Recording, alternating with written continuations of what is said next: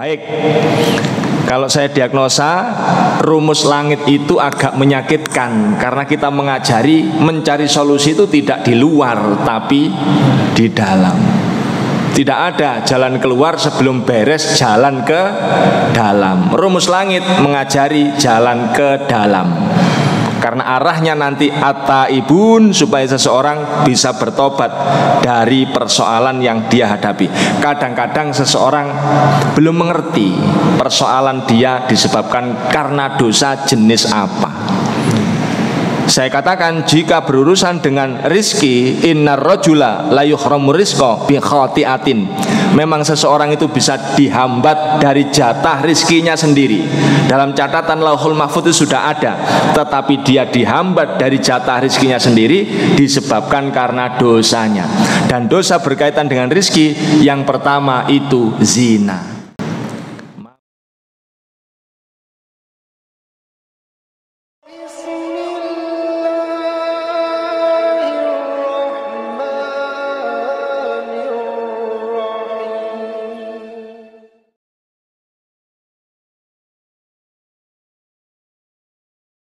Assalamualaikum warahmatullahi wabarakatuh. Sebenarnya swantene radi radang. Biasanya suara kula niku kaya Omah Irama. Nek terserang flu niku dadi Mansur S. Bismillahirrahmanirrahim. Alhamdulillahi hamdan katsiran thayyiban mubarakan fi alladzi anzalas sakinata fi qulubil mu'minin liyazdadu imanan ma'a imanihim. Asyhadu an la ilaha illallah wa asyhadu anna Muhammadan abduhu wa rasuluh.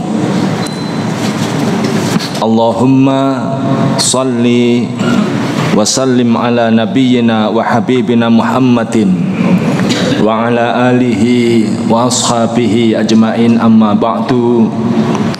Yang kami hormati segenap takmir masjid, sedaya panitia kajian pengajian Kamis ba'da subuh, serta para hadirin, bapak-bapak, ibu-ibu, adik-adik, mbak-mbak, dan para mbah sekalian. Kelihatannya kata mbah ini yang berbahagia, dijaga, dirahmati, semoga selalu diistiqomahkan oleh Allah Subhanahu wa ta'ala. Utama kita bersyukur dapat berhimpun di majelis yang mulia ini dalam rangka silaturahim, thalabul ilmi, sholat berjamaah. Mudah-mudahan perkenan Allah tambahkan atas kita ilmu, hikmah, hidayah, barokah kehidupan, barokah umur, barokah rizki. Seperti biasa, tidak dianjurkan minta umur terlalu panjang. Kita minta umur cukupan, cukup 119 mawon. Penting awake sehat, imane kuat, duweke akeh. Sepokok lek krungu dhuwit amine banter. Alhamdulillah. Memang begitu sabda Rasulullah, man ahabba ayyub sato fi rizkihi wa ayyun sa'alahu fi athari falyasil rahimah. Siapa yang ingin dipanjangkan umurnya, diluaskan rizkinya, hendaknya mereka sambung silaturahim, bertemu dengan sesama mukmin muslim. Insya Allah panjang umur, banyak rizki. Rizki nggih mboten perlu kata-kata, cukupan mawon. Sing penting cukup damel tumbas gogolan 8, ruko 7, mobil 3, umroh 2 tahun pisan. Setuju? Sekarang setuju ya gampang ya. Masalah duit urusannya takmir ya. Sholawat salam tersampaikan pada ikutan panutan kita Nabiullah Rasulullah Muhammad sallallahu alaihi wasallam biqaulina Allahumma sholli ala sayyidina Muhammad. Semoga sebagaimana disabdakan oleh beliau, wa may yuridillahu bihi khairan yufaqihu fiddin. Barang siapa yang direncanakan oleh Allah hidupnya baik, fid dunya bisa'adah wa fil akhirati bil jannah, Di dunia diberi bahagia, di akhirat diberikan surga. Yufaqihu fiddin, mereka akan dibuat oleh Allah terus menerus semangat memahami, menuntut ilmu-ilmu agama. Karena itu ciri khasnya orang yang selamat dunia akhirat niku sregep ngaji. Sing penting teko. Ngantuk napa melek nomor 17. Sing penting teko. Paham napa mboten nomor 28. Sing penting teko. Bapak Ibu yang berbahagia dirahmati Allah, kesempatan kali ini bahasan yang kita akan sampaikan terkait dengan Muslim Berjaya versi Rumus Langit. Sebagai dasar hukum, panjenengan bisa pijak, bisa ambil Al-Quran surat Al-Baqarah ayat 124. A'udzu billahi minasyaitonir rajim. Wa idibtala Ibrahima rabbuhu bikalimatin fa'atammahunna qala inni ja'iluka linnasi imaman. Dan ingatlah ketika Ibrahim, Nabi Ibrahim diuji oleh Allah dengan berbagai kalimat. Kemudian Nabi Ibrahim sukses menjalani, melaksanakan, melampaui kalimat-kalimat ujian tersebut. Hadiah yang diberikan oleh Allah, inni ja'iluka linnasi imaman. Maka aku jadikan Ibrahim sebagai imamnya, pemimpinnya manusia, yang paling depan, paling sukses, paling berjaya. Ini cocok sesuai dengan doa panjenengan, Rabbana hablana min azwajina wa dzurriyyatina qurrata a'yunin waj'alna lil muttaqina imama. Menjadi orang yang sukses berjaya, rumusnya ada berapa? Menurut Ibnu Katsir, ujian yang diberikan oleh Allah kepada Nabi Ibrahim dikutip oleh Ibnu Katsir dari Ibnu Abbas. Ibnu Abbas adalah sahabat yang mendapat doa langsung dari Rasulullah, direkom untuk menjadi ahli tafsir. Ibnu Abbas mengatakan ada 30 ujian Nabi Ibrahim. Berarti langkah menjadi mukmin muslim yang sukses berjaya, rukunnya, rumusnya ada 30. Lah niki mangke nek 1 jam nggih sekitar 3 atau 4. Tutuke ya napa? Nggih kapan-kapan nek diundang malih nggih ya. 10 yang pertama terdapat dalam Al-Quran surat At-Taubah, surat ke-9 ayatnya 112. 10 yang kedua terdapat dalam Al-Quran surat Al-Ahzab, surat ke-33 ayatnya 35. Dan 10 yang ketiga terdapat dalam Al-Quran surat Al-Mu'minun ayat 1 sampai 10. Insya Allah bahasan kita kali ini kita mulai dari At-Taubah ayat 112. A'udzu billahi minasyaitonir rajim. At-taibunal 'abidunal hamidunas saihun ar-raqiunas sajidun wal amiruna bil ma'rufi wan nahuna 'anil munkar wal khafiduna li hudutillah wa basyiril mu'minin. 10. Pun hafal? Alhamdulillah. Yang pertama, rumus atau rukun suksesnya umat Islam diawali at-taibun. Mereka adalah hamba-hamba Allah yang rajin bertaubat. Hari-harinya insighalu bi islahin nafsi. Dia sibuk memperbaiki diri. Setting original asli dari Allah, hidup manusia itu harus baik. Wallahu yad'u ila daris salam. Allah itu hanya mengarahkan, hanya mengajak, hanya membawa manusia ke negeri keselamatan. Negeri selamat itu nggih donya seneng, akhirat surga. Makanya ayat mengatakan ma asabaka min hasanatin faminallah.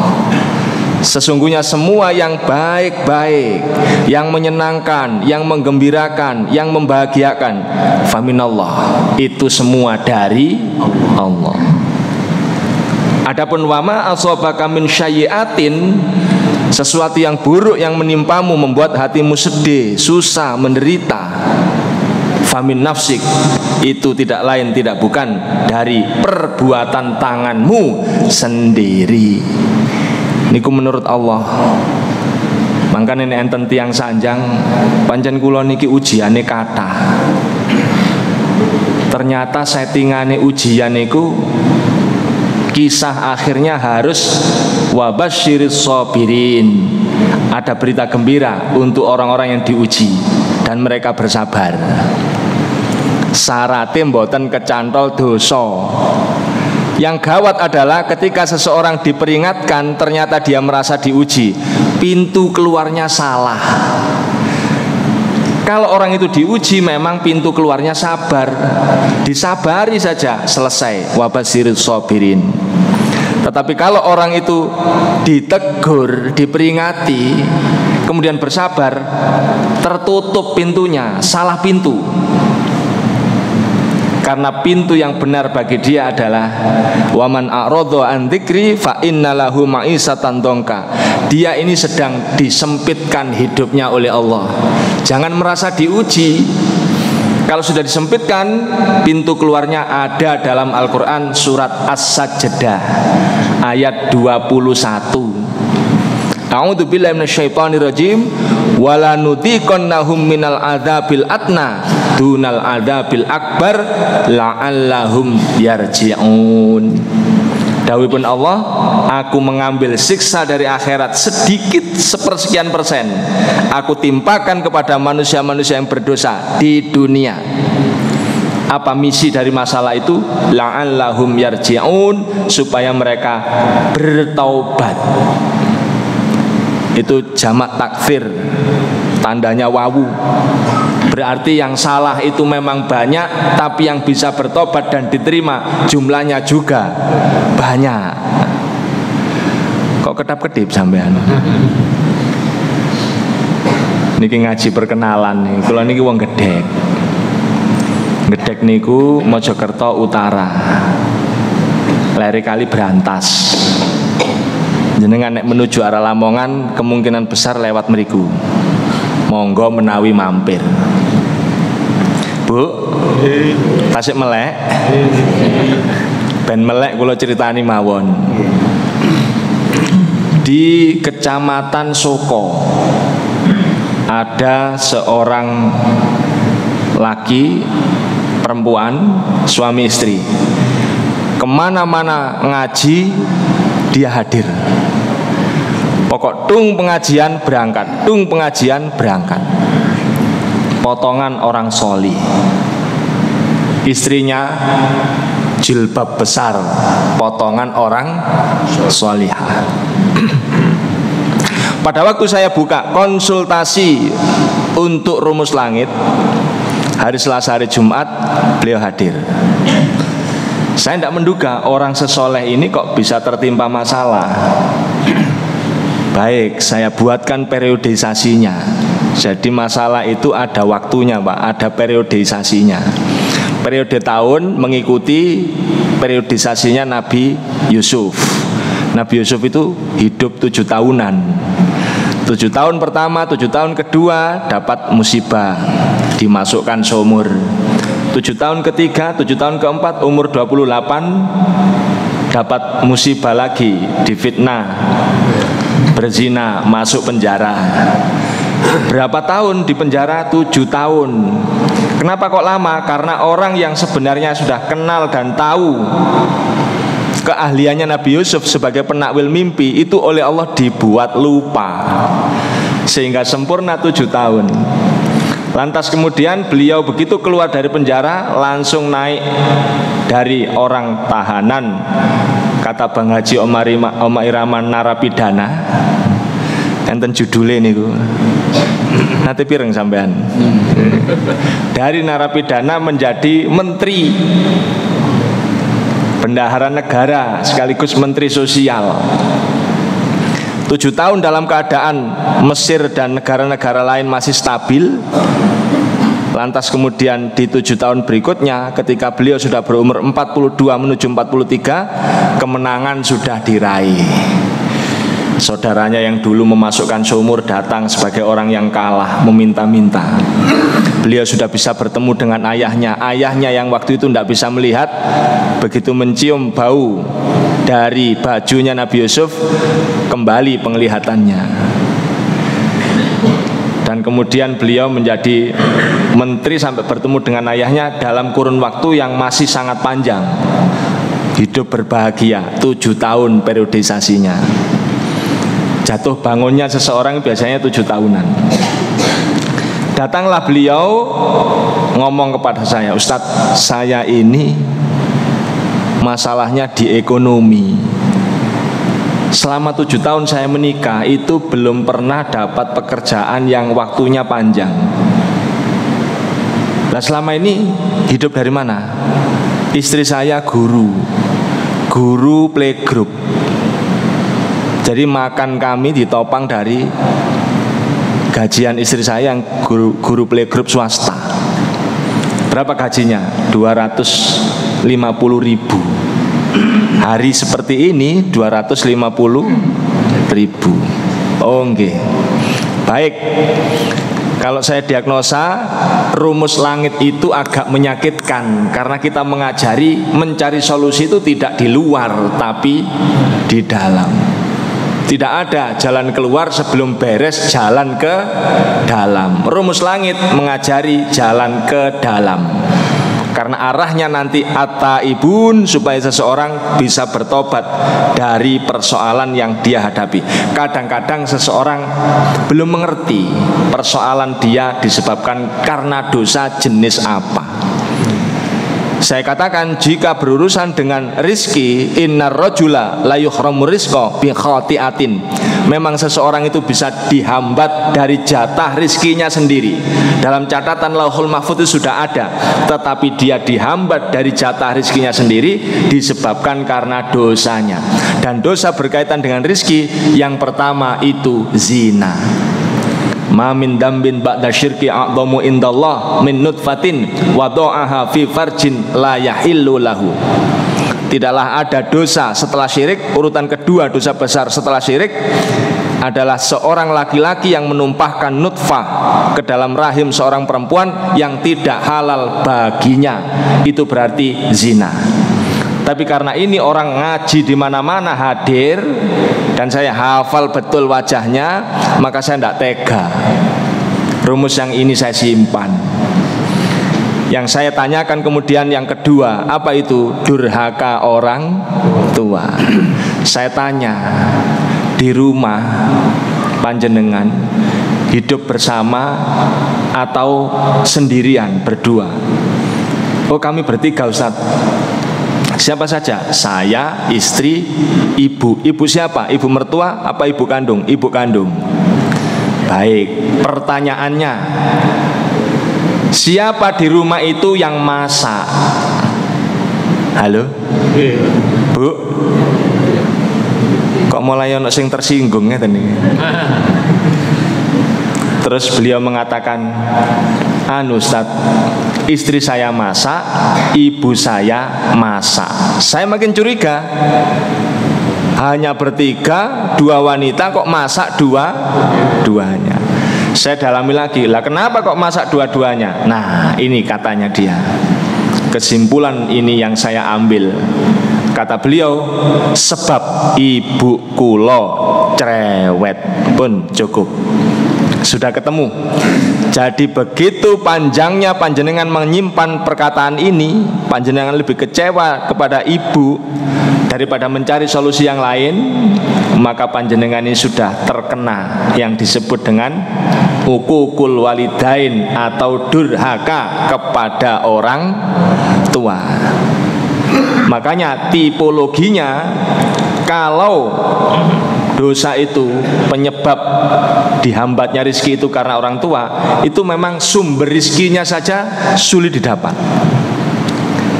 Kalau zina dapat tapi borot. Podo kali tiang nih lho, madai banyu untuk keranjang. Suntek bocor ini Tapi kalau untuk orang tua itu memang mampet. Menurut Imam Ibnul Qayyim Al-Jauzi, telah cukup seseorang itu disebut sebagai anak durhaka, satu, jika berani menghibah orang tuanya. Saya yakin dengan perkataan cerewet itu pasti tidak hanya kepada saya, sudah kepada yang lain.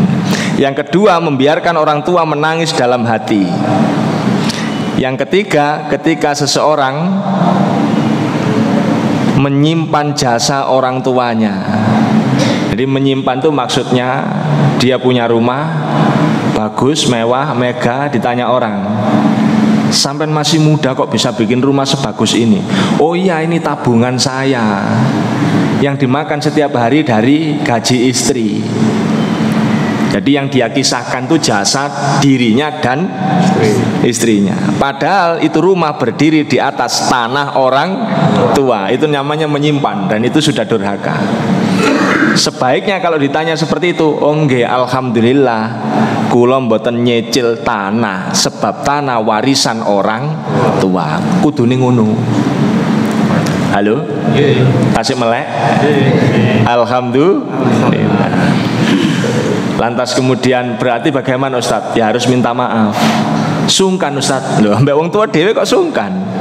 Saya tidak pernah ada kegiatan minta maaf ya. Oh, kalau begitu minta diantar kakak, karena saya kenal kakaknya. Terus beliau ngomong, ya napa nek jenengan sing ngantar? Oh monggo, nanti saya pulang pengajian, kalau pas pengajian daerah sampean kulampiri. Alhamdulillah ada jadwal, kulampiri, kula pandu. Kula sanjangi ibu-ibu, yoga panjenengan ini 7 tahun loh Bu, ndak bisa dapat pekerjaan. Kalaupun dia bisa dapat pekerjaan, niku tempat kerjanya sing kobong. Kok iso pabrik sakmono gedene dileboni anak sampean terus kobong.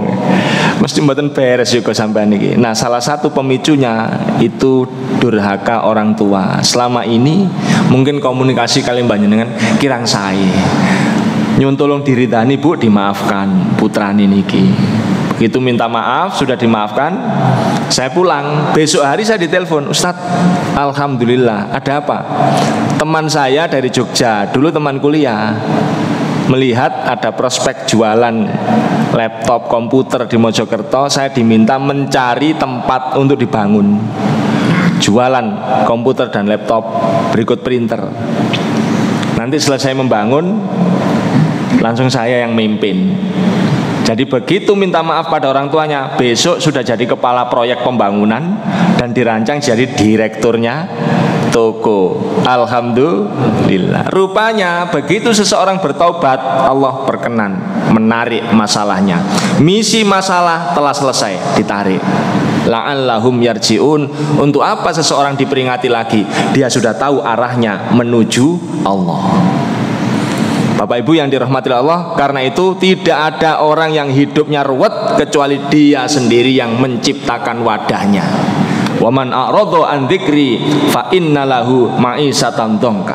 Siapa yang pernah berpaling dari peringatanku, aku larang tidak terlarang, aku cegah tidak tercegah, aku, kata Allah, akan membuat hidupnya sempit. Mungkin yang sempit dompetnya, mungkin yang sempit pikirannya, mungkin yang sempit hatinya, mungkin yang sempit kesehatannya. Sing penting kudu ruwet. Dosa sama dengan ruwet. Understand? Yes. Pokoknya iya seperti wong kutho. Nek jawabannya understand, ten. Wong desa niki. Biasanya wong Sumombito, Kesamben, Jombang mriko. Mojokerto bagian Gedek niku understand tan. Nanti yang mriki pancen kutho jadi takon understand? Yes. Understand menengae niku berarti wong desa rabi kutho. Jadi ragu-ragu. Jange muni yes aku asline wong desa, tapi muni ten aku wis manggon nduk kutho. Akhire wonge menengae. Mangga jenengan nek dijawab nek napa dipertanyai sing jelas jawabane nggih supaya terdeteksi kutha napa desa. Guyon Pak, saking jenengan cak mboten merem kok nggih. At-taibun, rumus pertama at-taibun. Wong hidup ini harusnya baik kok keserimpet-serimpet. Maka kalau serimpetan ini, rintangannya ini disingkirkan, banter Pak kebaikannya. Ngeten nggih? Yang pertama at-taibun. Yang kedua at-taibun al-abidun. Yang kedua mereka adalah ahli ibadah. Dawuhipun Allah dalam hadis qudsi. Hadis qudsi itu firman Allah tidak termaktub dalam Al-Quran. Maka redaksinya redaksi Allah tapi disampaikan oleh Rasulullah. Dawuhipun Allah, ya abna Adama, wahai anak keturunan Adam, ya abna Adama, tafarraq li'ibadati, sempat-sempatkan olehmu beribadah kepadaku. Sempat-sempatkan itu dalam bahasa Jerman kober-koberkan. Bahasa Yunaninya selak-selakan. Bahasa Sidoarjo, niki Sidoarjo apa Surabaya? Sidoarjo nggih. Kober-koberno ya. Sempat-sempatkan olehmu beribadah kepadaku. Amalan sodrokal gini, aku pasti akan membuat hatimu lapang, kehidupanmu lapang, wasudda fakroka, dan aku menghalangi antara kalian dengan kefakiran. Maka orang yang berbuat baik dengan ibadah tidak mungkin fakir, baik fakir ilmu, fakir harta, atau fakir-fakir sejenis yang lainnya. Ya abna Adama, kalau panjenengan disebut ada hadis sebutannya menyampaikan di situ diingatkan ya abna Adama, kita sebagai anak keturunan Adam itu ada resiko, ada konsekuensi. Pertama, bahwa panjenengan sedang diberitahu panjenengan itu kalau ditarik ke atas ternyata keturunan Nabi. Sawangane sondok ngantukan, sing penting turunane Nabi. Jadi kalau ada orang berbangga karena nasab raja, nasab pengusaha, nasab pahlawan, boleh, monggo, asal tidak menghenyek yang lain. Karena kalau menghenyek yang lain itu kalau ditarik ke atas ternyata turunane Nabi.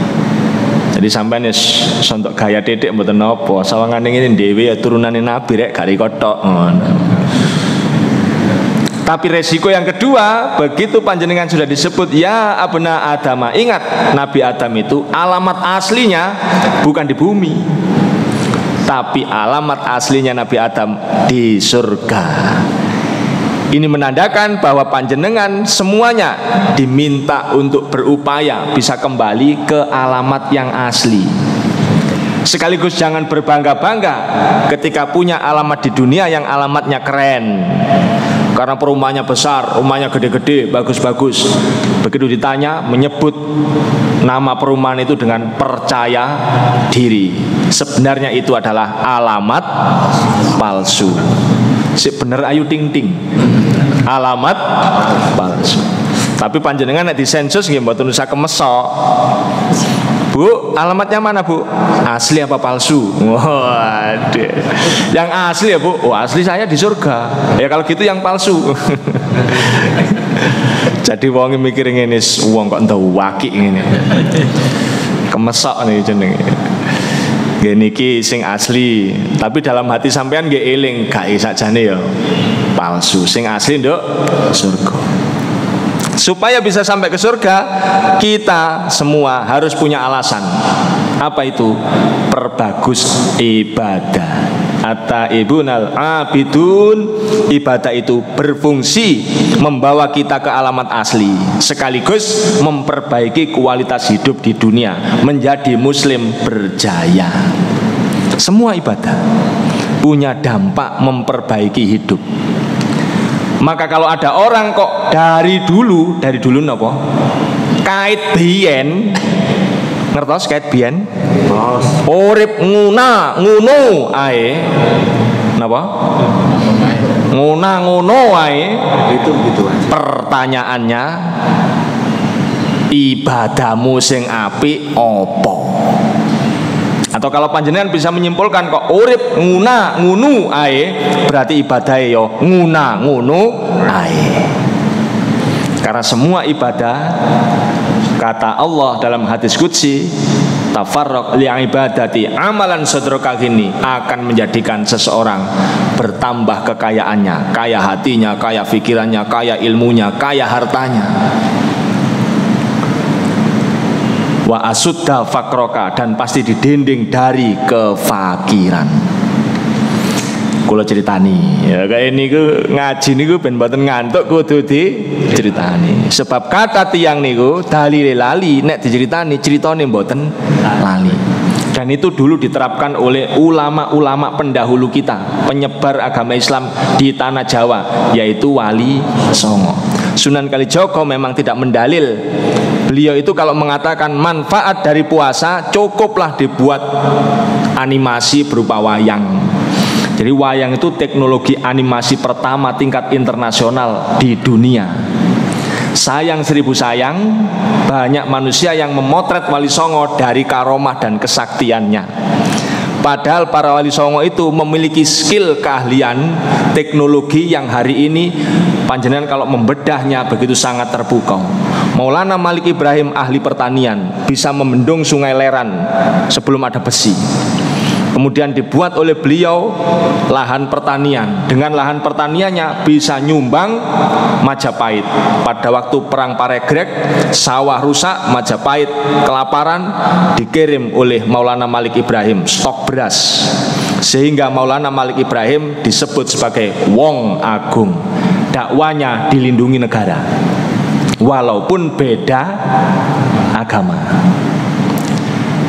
Maulana Ishaq ahli pengobatan, hari ini kita sebut dokter ya, karena beliau itu dokter sebagai pengajar, dokter sebagai praktisi. Yang mengajar ya praktisi kesehatan. Beliau membuktikan keahlian ilmunya pada saat Belambangan rajanya Menak Sembuyu pada waktu itu diserang oleh wabah. Wabahnya lebih ganas dari corona, karena corona butuh 2-3 hari, kalau wabahnya Belambangan 1 hari, pagi kena malam mati. Ahli-ahli pengobatan tidak ada yang mampu. Syekh Maulana Ishaq datang ke sana. Orang diajari makan yang baik ini, herbal yang dikonsumsi ini, pola hidupnya begini. Berhasil, selesai masalah. Oleh Menak Sembuyu dinikahkan dengan putrinya. Begitu jadi menantunya raja, dakwah bebas. Los dari arisan ini.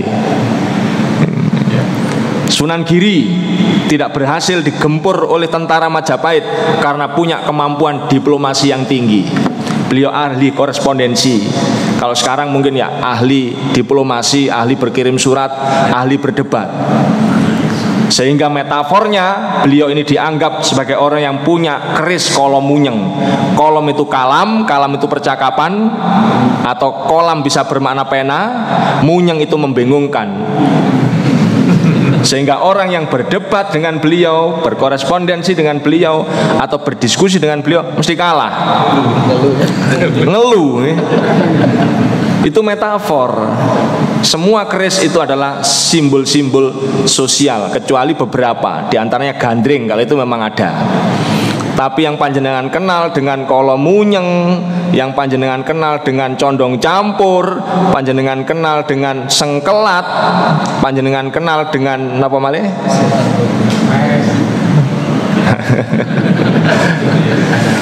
Sabu inten, itu semua metafor. Kehebatan ahli-ahli sosiologi zaman dulu itu tidak menyebut situasi politik dengan keadaan yang senyatanya, tapi dengan pola-pola simbol. Dan itu sastra yang tinggi. Hebatnya orang Jawa. Wah, panjenengan di wong Jawa itu top loh Pak. Lha nggih. Abad ke 14, 13, sekitar antara 8 sampai 14 itu sama-sama diserang oleh Mongol. Baghdad tumbang.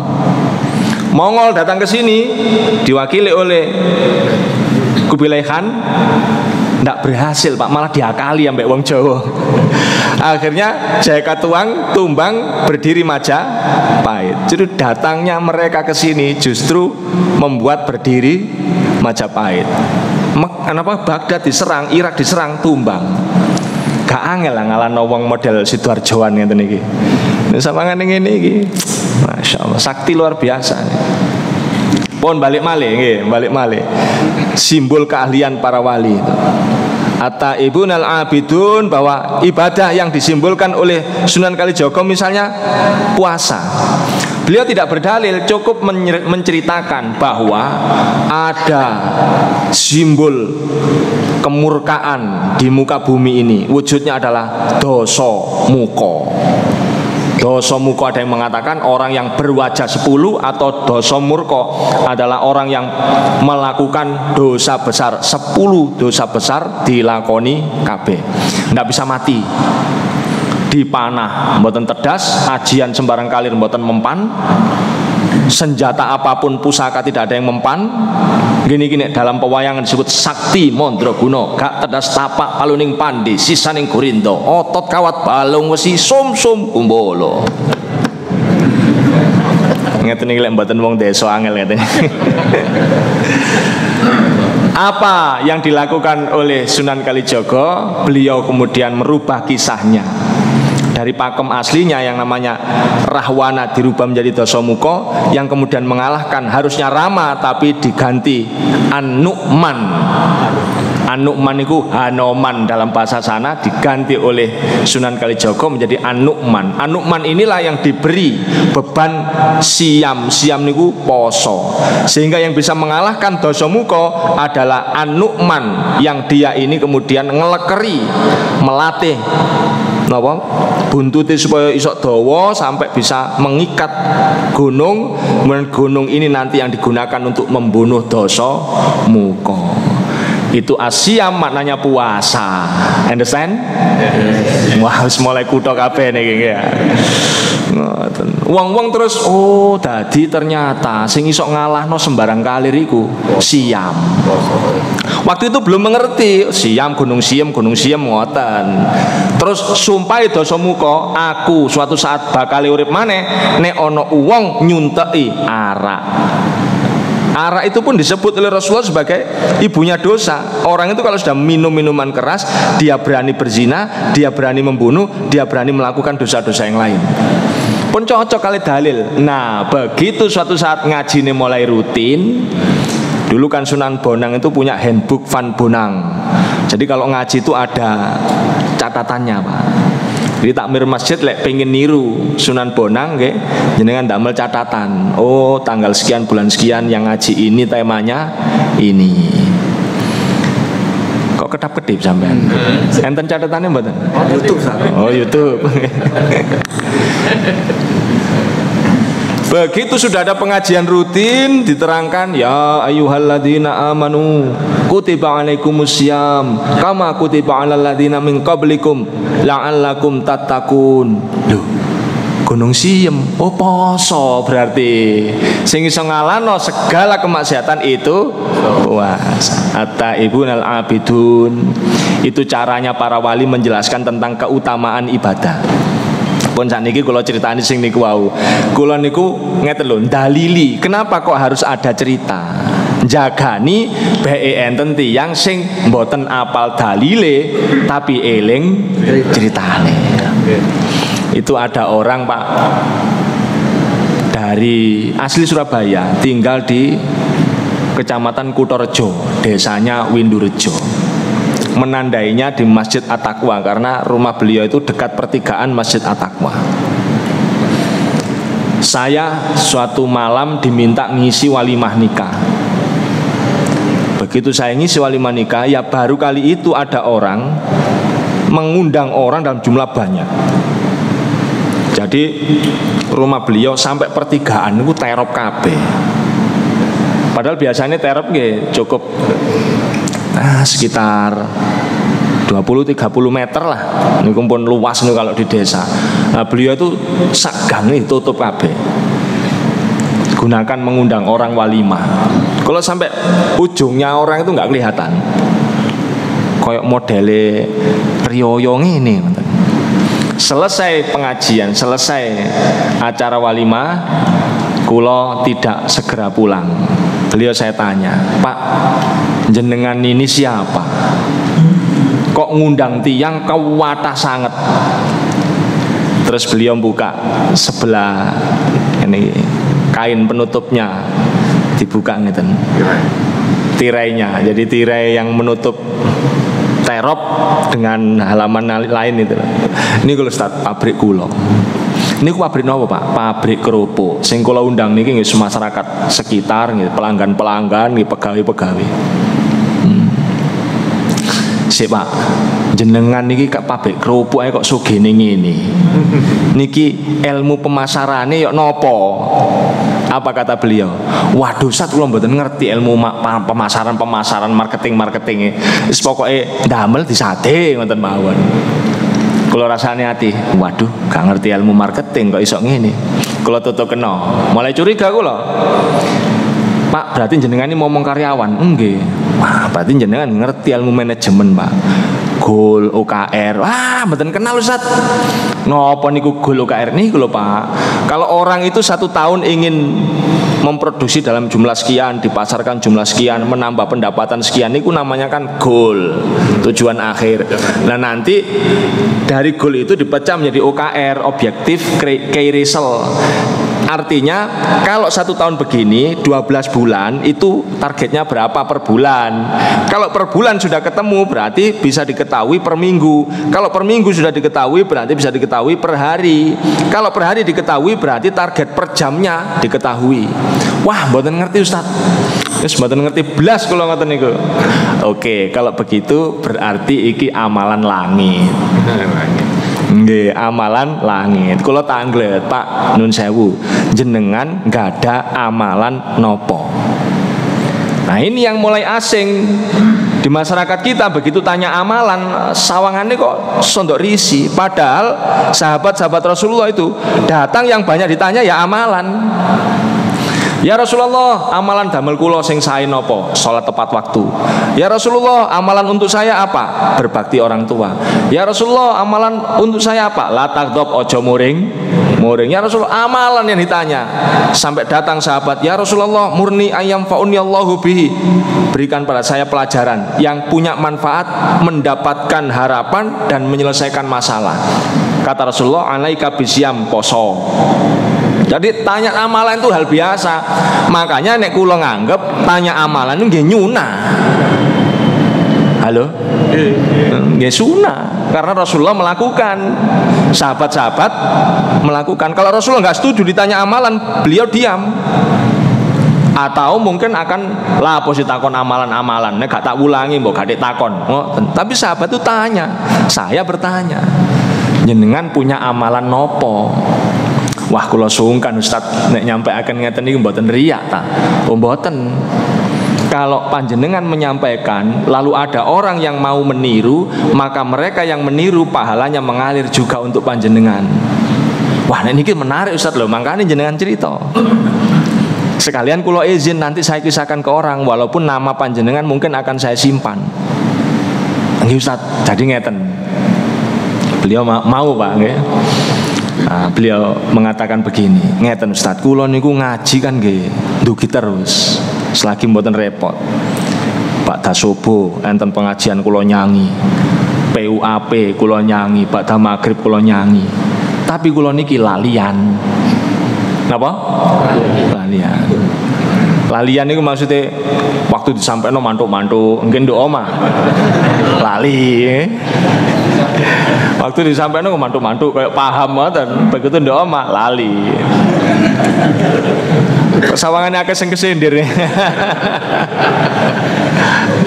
Tapi mboten napa-napa, sing penting teko. Mungkin sing nyentel setunggal mboten masalah. Nah, beliau mengatakan, tapi saya Ustadz sedari muda itu saya ada satu amalan saya lakukan secara rutin. Apa itu Pak? Saya tidak pernah berani berganti hari kecuali telah lengkap 50 rakaat. Halo? Sama nocok ngomong bid'ah dhisik, ayo dihitung ya. Saiki ku unsume wong bid'ah nggih ya. Sithik bid'ah. Dihitung. Salat wajib 17 ya. Beliau kalau datang karena rumahnya dekat dan aktivitas pabriknya ada di dekat rumah dan sekaligus memimpin karyawan-karyawannya, setiap kali beliau sholat melakukan tahiyatul masjid 5 kali 2 rakaat berarti 10 ditambah 17. Kemudian beliau qobliyah ba'diyah disempurnakan. Qobliyah ba'diyah itu 12 rakaat untuk 5 waktu sholat. Berarti pinten? 39. Kalau kemudian beliau memungkinkan sholat malam 11 rakaat, pinten bonan? 50. Tapi kalau malamnya kemudian tidak sempat, mungkin hanya 3, maka beliau ganti di siang harinya dengan berduha. Kalau misalnya malam harinya hanya mampu 5, berarti kirang pinten? Kurang 6 ya, maka dilakukanlah duhanya 6 rakaat. Baru beliau tenang bisa ganti hari. Kalau tidak enggak mau dia. Pokoknya wis dhewe iso-isono, ya napa carane bisa 50 rakaat. Lalu saya katakan, nah niki pun ketemu. Karena memang ayatnya man amila sholihan min dzakarin aw untha fahuwa mu'minun falanuhyiyannahu hayatan thayyibah. Surat An-Nahl ayatnya 97. Barang siapa yang beriman, laki-laki atau perempuan, dan mereka melakukan amal solih, kata Allah, aku akan memberikan kepadanya hayatan thayyibah, penghidupan yang baik. Jadi penghidupan yang baik, suksesnya dunia, suksesnya akhirat itu ada wadahnya. Kalau tadi sengsara wadahnya dosa, sekarang wadah kebaikan itu adalah amal solih, aibi makna ibadah. Makanya kalaupun ada orang digerojok rizki seperti apapun, kalau wadahnya hanya sekian, ya dia akan tersisa sekian. Tugas panjenengan kalau ingin menjadi lebih makmur, maka perlebar wadah panjenengan. Semakin panjenengan bertambah kualitas kebaikannya, semakin Allah akan percaya. Oh, wong apik iki kuat nek tak kei kelebihan, kuat nek tak kei barokah, kuat nek tak kei rezeki. Nanti diuji coba sedikit demi sedikit.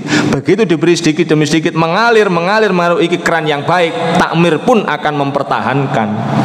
Tapi kalau begitu dia mulai makmur, mampet, artinya mboten purun sedekah, takmir mengatakan, nah iki percuma rusak, berarti keran iki ganti ae liyane. Maka para rawuh, sebelum seseorang itu makmur, dia harus punya alasan. Duwe amalan opo sing apik, bijine kira-kira 80 lebih. Berhenti nih. Belum. Ditambah pinten? 10 menit. 10, nggih. Ngeten iki lek mboten koncoplek men kula kandhani ngeten. Makanya para rawuh kok ana wong urip kok pancet ngunu ae, berarti ibadahnya enggak ada yang istimewa. Yo pancet ngunu ae. Orang itu tadi ada yang istimewa, makanya wadahnya lebar, bahkan bermanfaat untuk orang lain. Niku. Nah, nek ana wong malaikat kemudian setor informasi kepada Allah. Lalu kemudian ditanya malaikat, "Biro bijine wong iki salate?" Begitu dinilai ternyata salate bijine 40. Ndak cukup wadahnya. Kok sakit 40? Enggak, jadi makmum dia. Begitu takbir Allahu Akbar. Engkok masak opo enak. Wingi wis pecel, winginane wis rawon. Lodeh bae. Waduh, tapi engkok anak mantu rene, lodeh gak arep dekne. Apa ya enake? Dorong ketemu jenis masakane, imame pun roko Allahu Akbar. Nah, wis digawe campur ae wis. Nek nasi campur lah engko karek mele arepe sing endi? Ah, saiki masalahe piro iki engko danae? Sami Allahu liman hamidah. Mantun ngaten ya nek campur kan ono iki kira-kira sakmene. Allahu Akbar. Jadi selesai dia Assalamualaikum, begitu dinilai niki mboten salat Gusti. Lah apa? Rapat internal.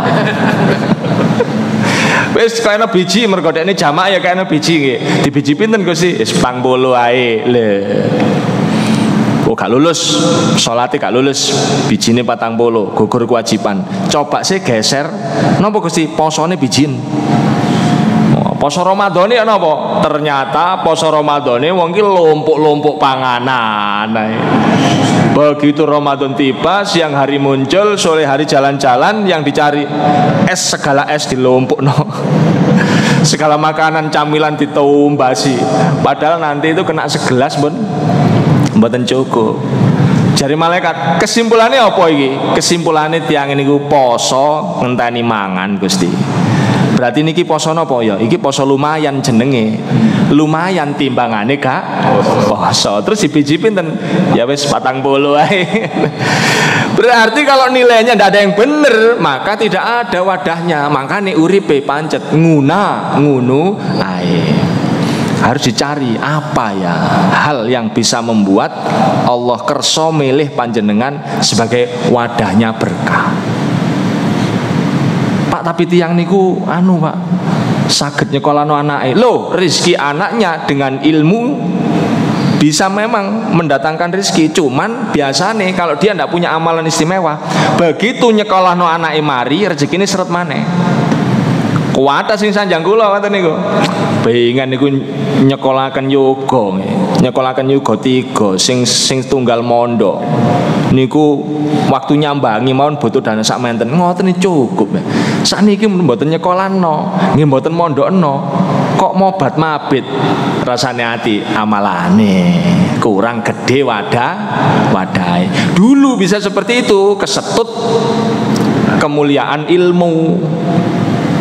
Karena orang itu dijamin rezekinya, 1 orang yang menuntut ilmu, 2 menikah ingin terbebas dari maksiat, 3 orang yang ingin bisa membayar hutang, ditambah lagi 1 orang yang mau safar atau hijrah. Nah, selebihnya niku nggih biasa-biasa saja. Hadirin para rawuh, mangkane monggo ataibunal abidun, ayo dicari. Ingin sukses berjaya, kira-kira saya akan memperkuat ibadah jenis apa? Niku panjenengan sesuaikan dengan kondisi panjenengan. Cocok? Ataibun al-abidun al-hamidun. Al-hamidun ini saya sampaikan tapi belum lengkap. Insya Allah lengkapnya nanti kalau diundang lagi. Napa kok mboten ditambahi sing sondok akeh? Lho pancen digawe ngono cek rodok sering mrene ngoten lho Pak. Sampeyan kok gak ngerti ilmune penceramah sampeyan. Guyon. Terus kalau sanjangi nek ngundang sing rodok kerep, pompong dorong diundang TV One. Nek diundang TV One, tilpunane sondok angel. Jare wong sing sebelah kono mbel lah gaya wong iku. Mestine lak diamini ya. Amin ngono mestine. Engkok saumpama kok temenan nduk TV One, sampean kan iso ngaku, aku kenal wong iku ben tau ngaji nduk masjidku lak ngono. Dadane sing muni mbel lah ngono ae. Aja gak ngaku sampean, krungu tuwa kene aku. Ataibun al-abidun al-hamidun. Al-hamidun itu menjadi alasan seseorang akan sukses berjaya. Apa dan bagaimana? Karena orang yang zikirnya alhamidun yaitu alhamdulillah, dia ini sudah jadi calon kuat penghuni surga. Mana dalilnya? Wa taral malaikata hafina min haulil arsy yusabbihuna bihamdi rabbihim wa qudiya bainahum bil haqqi wa qila alhamdulillahi rabbil alamin. Nanti di akhirat semua zikir minggir kecuali 2 untuk malaikat tasbih dan tahmid. Adapun manusianya wa qalul hamdulillahilladzi sadaqana wa'dahu wa awrathanal ardha natabawwa'u minal jannati haitsu nasya. Wa qalul hamdulillah, zikirnya manusia alhamdulillah. Dan orang yang sudah menjadi plot pakemnya menjadi calon kuat penghuni surga, sulit menderita di dunia, sulit. Karena banyak ulama termasuk Ibnul Qayyim Al-Jauzi mengatakan orang yang kuat, calon kuat penghuni surga, sudah pasti dia akan mencicipi surga itu di dunia. Dan barang siapa yang tidak bisa mencicipi surganya di dunia, kebaikan-kebaikan hidup di dunia, dia akan kesulitan mendapatkan surga yang sebenarnya. Hadirin Bapak Ibu, pembicara yang baik menyampaikan untuk dimengerti, dipahami agar mudah diamalkan. Pembicara yang bijak berhentinya pada waktu yang tepat. Lah niki pun tepat. Mekaten para rawuh, mudah-mudahan Allah tambahkan atas kita ilmu, hikmah, hidayah dan barokah. Niki biasanya didungani napa mboten? Nggih. Monggo ndedonga dumateng Allah, mudah-mudahan Allah pilihkan takdir yang baik-baik dan dijauhkan dari segala takdir yang buruk. Ala hadhihi niyali ridallahi ta'ala. Al-Fatihah. Suratul ladzina an'amta 'alaihim ghairil maghdubi 'alaihim waladdallin. Bismillahirrahmanirrahim. Allahumma antallah alladzi samada lam yalid wa lam yulad wa lam yakul lahu kufuwan ahad. Hamdan na'imin hamdan syakirin hamdan yu'afi ni'amahu wa yukafi'u mazidah. Ya Rabbana lakal hamdu kama yanbaghi li jalikal karim wa 'azimi sultanik. Allahumma arinal haqqa haqqa warzuqna ittiba'ah wa arinal batila batila warzuqna ijtinabah. Rabbana zalamna anfusana wa illam taghfir lana wa tarhamna lanakunanna minal khasirin. Ya Allah ya Rabb, berikan pada kami keluarga yang sakinah, mawaddah, warahmah. Jadikan pendamping hidup kami, anak keturunan kami, bagian dari orang-orang yang solih solihah, menjadi penerang, penentram, pencahaya pandangan mata kami.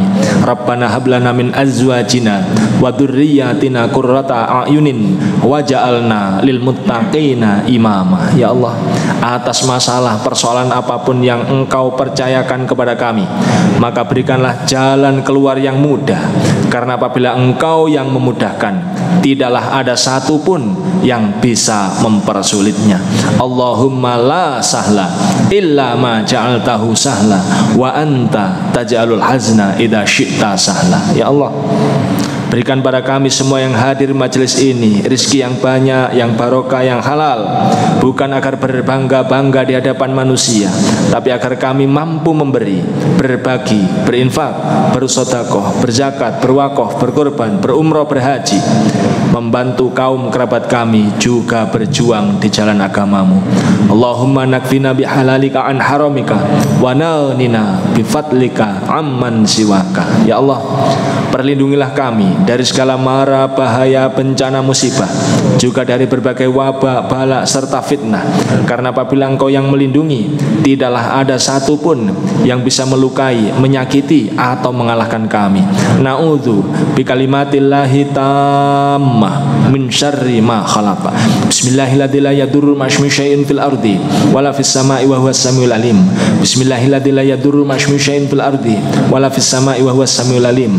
Bismillahilladzi la yadurru ma'asmi syai'in fil ardi wala fis sama'i wa huwas samiul alim.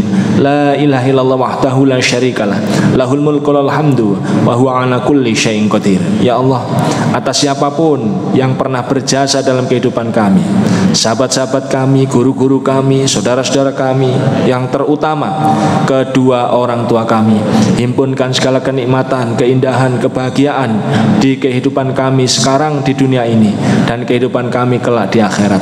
Rabbana ighfir lana wa liwalidaina warhamhuma kama rabbayana shaghira. Rabbana atina fid dunya hasanah wa fil akhirati hasanah wa qina adzabannar. Subhana rabbika rabbil izzati amma yasifun wa salamun alal mursalin walhamdulillahi rabbil alamin. Al-Fatihah.